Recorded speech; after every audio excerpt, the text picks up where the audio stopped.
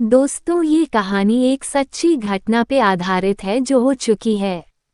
घटना में बताए गए पात्र के नाम बदल दिए गए हैं ताकि पहचान सुरक्षित हो। ये सच्ची कहानी है मुंबई के एक ऑफिस की जिसमें एक आत्मा का साया था। इस कहानी के मुख्य किरदार है अजय, आलोक, कुमार और अन्य ऑफिस के कर्मचारी। ये कहानी मेरी मतलब अजय, आलोक और कुमार की है। कोरोना काल के बाद लॉकडाउन बस खत्म ही हो चुका था। जनजीवन बस अपनी रफ्तार पकड़ रहा था और मेरे जैसे लाखों लोग अपनी नौकरी गंवा चुके थे। बस नसीब से मुझे पश्चिम मुंबई के इलाके में नौकरी मिल गई थी। ये बात है जनवरी 2022 की, जब मैंने जॉब ज्वाइन किया था। मेरे ज्वाइन करने के बस 7 दिन बाद कुमार ने ऑफिस ज्वाइन किया। 1 महीने तक तो सब ठीक ही चल रहा था। हमारे अलावा ऑफिस में अकाउंट्स में लेडी स्टाफ भी था जिसमें 4 लड़कियां थी। मार्च के महीने में आलोक ने ऑफिस ज्वाइन किया था। शुरुआत के 2 महीने तो हम सब समय पे निकलते थे। छूटने का समय था शाम के 7:30 बजे। जैसे जैसे और दिन बीतने लगे वैसे वैसे ऑफिस में काम का लोड बढ़ने लगा। रोज देर रात तक रुकने लगे। पहले तो 9 बजे तक रुकते थे, उसके बाद 9 के 10 होने लगे, 10 से 10:30, कभी कभी रात के 11 भी बजते। देखते देखते जुलाई आ गया और हम तीनों रोज रात के 11-12 बजे छूटने लगे। जैसे जैसे हम 11:30 के बाद रुकने लगे वैसे वैसे ऑफिस में देर रात को कुछ अजीबोगरीब आवाज़ें सुनाई देने लगी।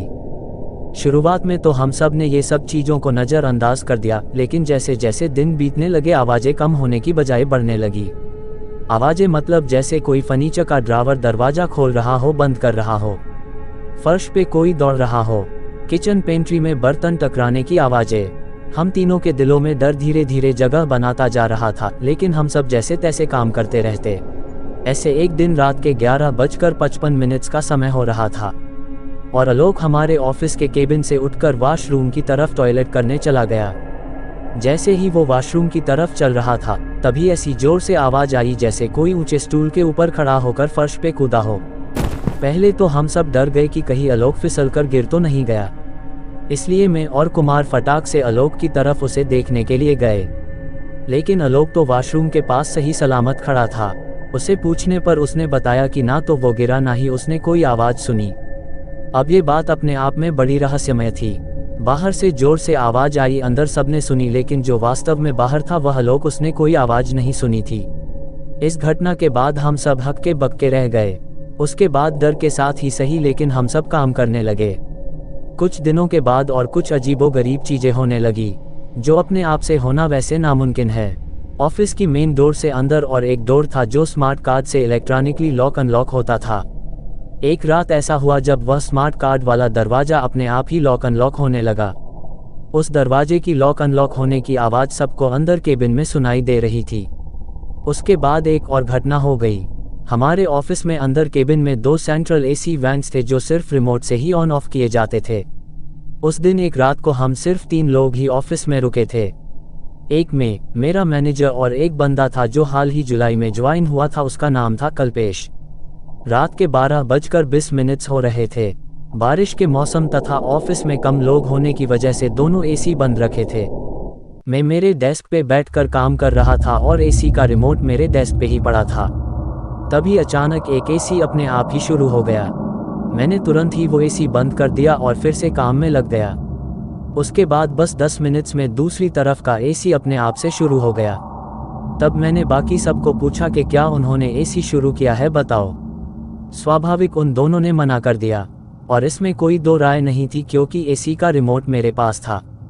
तब ऐसे कैसे हुआ? इस घटना के बाद सब ने माना कि हो ना हो इस ऑफिस में या इस ऑफिस की बिल्डिंग में कोई नकारात्मक शक्ति या बुरी भूत प्रेत आत्मा का साया है।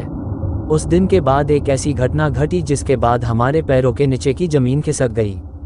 एक दिन काम करते करते बहुत ही ज़्यादा रात हो गई थी और रात के 2:20 का समय हो रहा था। उस वक्त ऑफिस में सिर्फ 3 बंदे थे। एक में दूसरा आलोक और तीसरा अकाउंट्स का बंदा था जो कभी कभार देर रात तक रुकता था। जैसे तैसे काम खत्म करने के बाद हम सब ऑफिस बंद करके सभी लाइटें बंद करके निकले। ऑफिस के मेन डोर को अच्छे से लॉक किया और अंधेरे में लिफ्ट का बटन दबा दिया।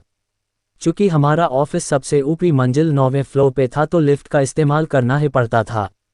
रात के 2:30 का समय होने की वजह से पूरे बिल्डिंग में हमारे और नीचे वॉचमैन के अलावा कोई नहीं था। लिफ्ट आ गई और हम तीनों अंदर घुस गए। साथ ही साथ मैंने मतलब सीधा ग्राउंड फ्लोर का बटन दबा दिया। लिफ्ट का डोर बंद हो गया और लिफ्ट 9 माले से नीचे जाने लगी। मुझे आज भी पूरा याद है कि लिफ्ट का सिर्फ बटन दबाया था, जिससे लिफ्ट वास्तविक सीधे ग्राउंड फ्लोर पे जानी चाहिए थी। लेकिन ऐसा हुआ नहीं। इतनी रात को भी वो मनहूस लिफ्ट चौथे फ्लोर पे जाकर रुक गई। हम सब ने सोचा इतने रात को भला कौन हो सकता है। लिफ्ट चौथे फ्लोर पे रुकी और डोर अपने आप से खुल गए। सामने पूरी तरह काला अंधेरा छाया था। कोई भी लाइट जल नहीं रही थी, सिर्फ लिफ्ट की लाइट बाहर जा रही थी। उसी लिफ्ट की थोड़ी से कमजोर रोशनी में हम तीनों को सामने उस फ्लोर पे रखे सोफा पे 2 आदमी जैसे बैठे दिखाई दिए। हमने सोचा ये लोग कौन है और ऐसे संपूर्ण अंधेरे में क्यों बैठे हैं। पूरे बिल्डिंग में कोई नहीं तो ये लोग कौन है और अंधेरे में बैठने का क्या प्रयोजन। ऐसी परिस्थिति में उन 2 अंधेरे में स्थित 2 आकृतियों को देखकर हम तीनों बहुत बुरी तरह डर गए और तुरंत मैंने लिफ्ट के क्लोज डोर का बटन दबा दिया।